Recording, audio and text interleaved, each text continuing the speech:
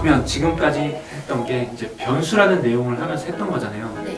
변수라는 거에는 안에 어떤 값을 저장한다는 의미예요. 그러면 이제 뭔가 메소드라는 또 새로운 용어가 나왔어요.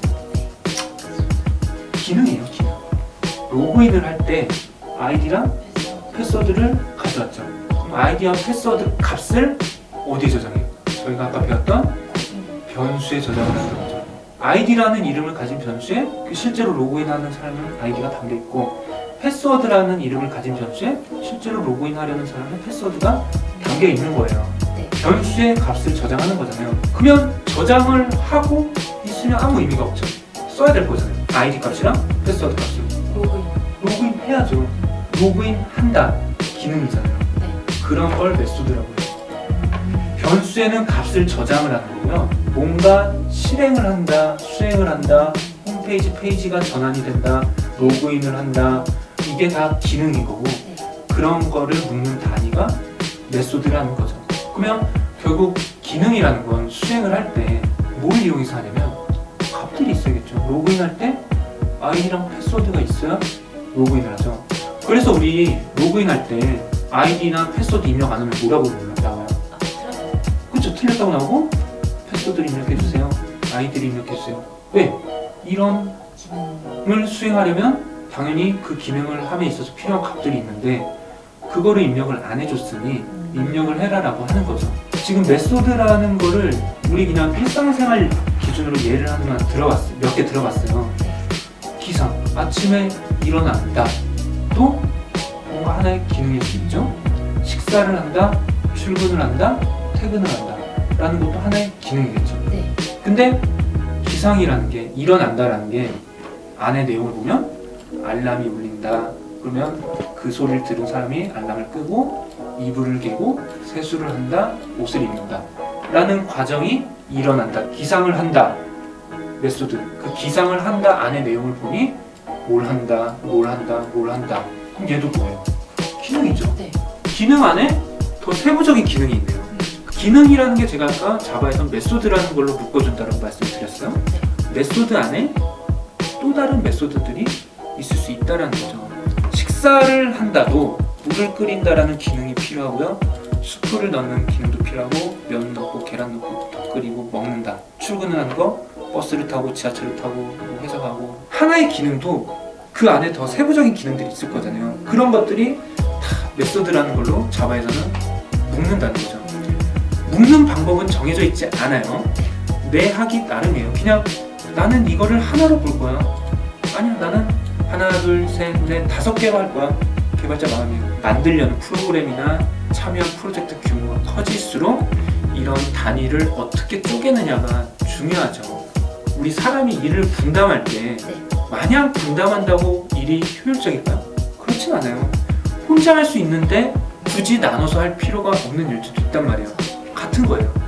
분명히 메소드도 어떻게 묶는다라는 기준은 없지만 그 상황, 필요에 따라서 그것들을 나눠서 관리를 하는 게 더 좋을 수도 있다라는 거죠. 밑에 보시면 이런 식으로 했는데 묶어주기 나름이에요. 이 알람이 울린다, 알람을 끈다, 이불을 갠다, 세수를 한다, 옷을 입는다를 기능 하나, 둘, 셋, 넷, 5개로 볼 수도 있고요. 그냥 얘네들을 하나로 묶어서 기상, 식사, 출근, 퇴근을 하나의 기능으로 볼 수도 있는 거예요. 지금 이 그림 이해되시죠? 그냥 이렇게 기능을 하나로 묶어볼 수도 있는 거예요. 하루 일상이라는 관점에서 보면 이렇게 할 수가 있겠죠. 근데 분명히 그 규모가 커질수록 하나로 가기에는 좀 뭔가 추상적이고 좀 애매해지는 게 없지 않아 있어요. 우리 PC나 노트북에서도 폴더 만들잖아요. 폴더 안 만드세요? 만들어요. 왜 만들까요? 묶으려고. 그렇죠. 근데 그 폴더 만들 때 서로 관련 없는 이름으로 묶지 않잖아요. 네. 왜 그래요? 편하려고. 그래서 이름 정해주고 나눠주는 게 내 기준이 있을 거잖아요. 이거는 하나의 폴더에 넣어도 되지만 나눠서 넣을 수도 있고 본인이 판단하겠죠. 개발할 때도 마찬가지. 그 기능이라는 거 하나를 어디까지를 하나라고 보냐라는 건 개발자나 상황에 따라서 결정이 되겠죠. 아까 우리 변수 선언해줬죠. 네. 그래야 변수를 선언해야 거기에 값도 넣어주고 사용도 할 거잖아요. 변수 선언하듯이 메소드도 선언을 해줘야 돼요. 지금 메소드 이름을 주고 뭐 기능을 구현한다 했을 때 어쨌든 이런 형식으로 선언을 해준다는 거고, 실제로 자바에서 선언해준 건 이런 거예요. 이게 실제로 자바에서 쓴 문법 그대로 한 거예요. 문법이 이렇게 한 거예요. 그러니까 아직 뭔지는 모르실 거예요. 아까 우리 변수 선언해서 변수의 는이라는 표시를 이용해서, 문법을 이용해서 오른쪽에 있는 값을 왼쪽에 담았듯이 메소드도 이런 식으로 선언을 해야 사용을 할 수 있다는 거죠. 선언과 사용은 별개예요. 아까도 말씀드렸지만 변수에 id 값이 있고 패스워드 값이 있어요. 하지만 그건 그냥 가지고 있을 뿐이지 사용을 해야 의미가 있는 거예요. 그냥 저장만 돼 있는 거죠. 메소드도 지금 요거는 선언을 해놓은 거예요. 근데 선언만 한 거지 사용은 안 한 거예요. 변수와 마찬가지로 메소드도 선언을 해줘야 돼요. 얘도 이름이 있어야겠죠. 그래야 변수처럼 내가 원하는 값 가져온 것처럼 내가 원하는 메소드 호출을 할 수 있는 거죠. 얘를 호출했는데 얘가 호출되면 안 되는 거니까. 그거는 변수든 메소드든 마찬가지인 거죠. 그래서 얘는 disp라는 이름의 메소드를 선언을 해주고, 이거는 우리가 아는 걸로만 지금 제가 내용을 넣었죠. 출력이라는 글자 자체를 프린트 한다는 거죠. 뭐 이런 걸 몇 개 더 예시를 들었고, 자, 플러스 str이라는 이름의 메소드예요. 아까 스트링 타입의 글자 2개 선언한 것처럼 얘도 선언을 했고 값을 이번에 좀 다른 걸 줬죠. 네. 그리고 또 하나의 스트링 변수를 선언했어요. 네. 그리고 거기에 뭘 넣는다고 했어요? str1이랑 str2를 더한 거를 넣는다. 그쵸? 그러면 어떻게 되겠어요? 문자 더하기니까 붙어버리겠죠? 네. 그럼 여기에 +co 붙어서 출력이 되겠죠. 그러니까 이런 메소드도 있는 거고, 이거는 숫자예요. 리절트에 몇 들어가 있어요? 7. 7 출력되는 거예요. 이게 지금 코딩하는 거고 개발하는 거예요. 근데 내용이 더 복잡하고 맨날 더하기만 하겠어요? 그러지는 않겠죠. 내용이 더 복잡하고 다양한 목적에 따라 해야 하니까 그거에 맞게 코딩을 하셔야겠죠. 메소드 중에 조금 특징이 있는 메소드 하나가 있어요. 메인 메소드라는 게 있어요. 이렇게 생겨먹거든요. 얘는 그냥 이렇게만 쓰시면 돼요. 자바에 이렇게 쓰면 얘는 메인 메소드가 된다는 거예요. 이렇게 메소드들을 선언을 했잖아요. 선언과 사용은 별개예요. 메소드를 막 10개 선언해놨어요. 구현을 한 이유는 뭐예요? 그러니까 뭔가 실행을 해줘서 내가 원하는 결과가 나오게 해줘야 돼요. 그냥 실행이라는 행위를 어떻게 하는지는 모르겠지만 해줄 거잖아요. 만약에 내가 메소드를 10개를 이렇게 해놓고 실행을 하면 그 메소드가 실행이 된다? 라고 생각을 하면 뭔가 이상하지 않을까? 그냥 실행하면 무조건 다 돌아간다는 얘기잖아요. 자, 로그인을 아까 하겠죠? 네이버 페이지를 딱 떴어요. 그러면 내가 원할 때 로그인이 돼야지, 무조건 페이지 뜨면 무조건 로그인되고 무조건 다른 페이지로 이동해버리면 안 되잖아요. 내가 원할 때만 그 기능이 실행이 돼야 된단 말이에요. 내가 원할 때 로그인이 되는 건 그래서 언제예요?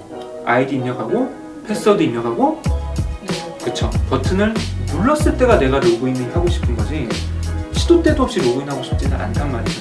어떤 식이냐면요, 아이디 입력하고 패스워드를 입력하고 그 버튼을 누를 때 로그인하는 메소드가 있겠죠? 그게 호출이 되는 거예요.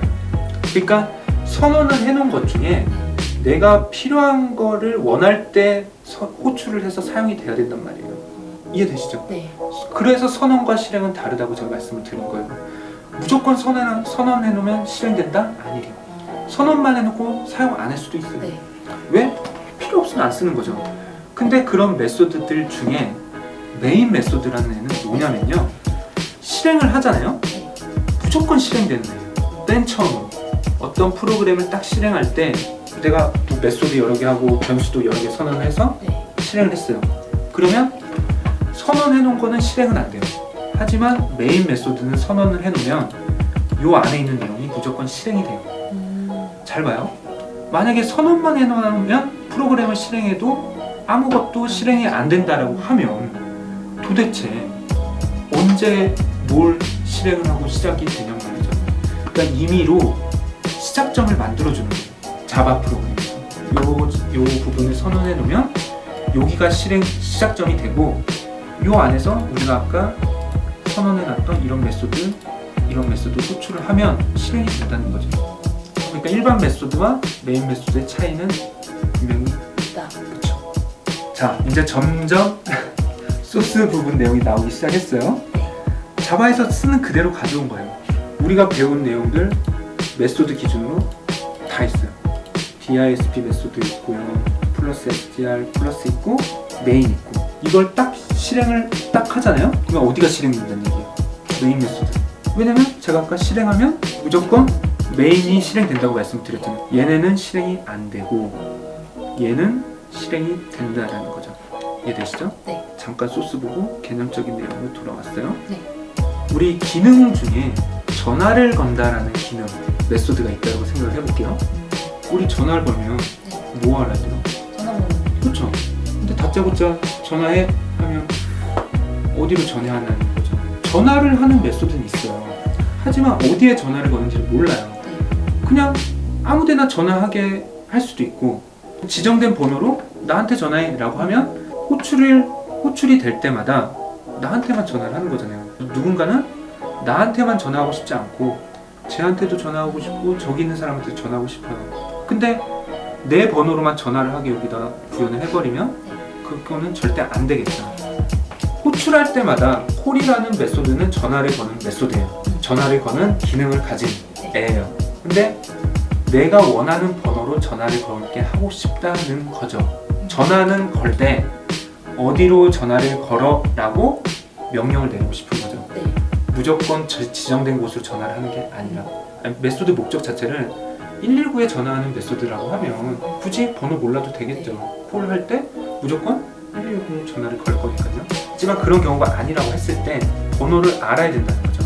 그럴 때 이제 개념적으로 파라미터라는 개념이 나오는데, 아까 여기서 보시면 기능은 다르지만 메소드라는 게 4개가 있었어요. 메인 메소드와 메인 메소드가 아닌 애들. 여기서 가장 큰 차이를 보시면 메인 메소드 안에 플러스 SDR, DISP 다 가로 있죠. 네. 메인도 가로가 있는데 가로 안에 뭔가가 있죠. 메인이라서 있는 건 아니에요. 메인이 아닌 애들도 이렇게 뭔가가 들어갈 수도 있어요. 그리고 지금 말하는 이 뭔가가 바로 파라미터라는 거죠. 그러니까 파라미터라는 형태, 이름이라고 불리는 형태로 뭔가를 메소드 호출할 때 같이 넘겨준다는 거예요. 전화를 걸 때 어디로 걸 건지 번호를 주는 거죠. 파라미터로. 네. 파라미터로 전화번호를 넘긴다. 하다못해 버스를 탄다. 몇 번 버스를 타냐? 8번 버스를 탄다라는 파라미터로 넘긴다. 비행기를 타. 목적지가 어디냐? 어디로 가는 비행기를 탄다라는 메소드를 호출하는 거죠. 그러니까 그 뭐뭐를, 기능을 호출할 때 필요한 뭔가가 있겠죠? 로그인을 할 때는 아이디와 패스워드가 필요하고요. 전화를 걸 때는 전화번호가 필요한 것처럼 그 기능을 할 때 필요한 뭔가, 값을 넘겨주는데 그걸 파라미터라고 한다고. 그래서 이런 식으로 되는 거죠. 즉 필요한 값, 메소드가 돌아갈 때 필요한 값, 이렇게 가로 안에 파라미터라는 불리는 형태로 넘겨준다는 건데, 네. 파라미터라는 내용은 지금 처음 들었지만 이 표현법 자체는 우리가 배웠어요. 네. 숫자. 그렇죠, 숫자죠. 번호니까 숫자. 넘기긴 넘길 건데 어떤 타입의 데이터를 넘길 건지를 지정을 해놓은